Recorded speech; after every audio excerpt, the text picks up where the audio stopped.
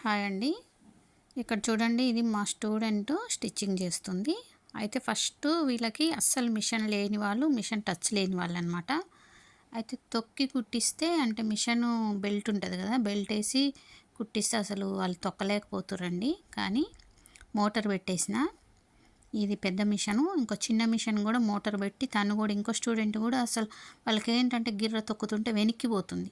దానివల్ల మిషన్ రాదు మాకు అని ఒక ఫీలింగ్ వచ్చేసింది. ఎందుకు చెప్తున్నంటే, మీలో ఎవరైనా కొత్తగా మిషన్ నేర్చుకుంటే డైరెక్ట్ మోటార్ మీద ప్రాక్టీస్ చేసేయండి. అదే ఈజీ అనమాట. అది వచ్చినాక తొక్కడం కావాలి అంటే ఒకవేళ అదే వస్తుంది. కానీ తొక్కడం కంటే మెయిన్ మోటార్ పెట్టుకొని ఎవరైనా కొత్తగా నేర్చుకునే వాళ్ళు ఉంటే మోటార్ పెట్టి కుట్టేయండి, ఈజీగా వచ్చేస్తుంది అనమాట. ఇప్పుడు ఇద్దరు కొత్త స్టూడెంట్స్ ఇద్దరికి మోటార్ పెట్టే నేను కుట్టిస్తున్నా. చూడండి, చాలా బాగా కుడుతురు. ఓకేనా.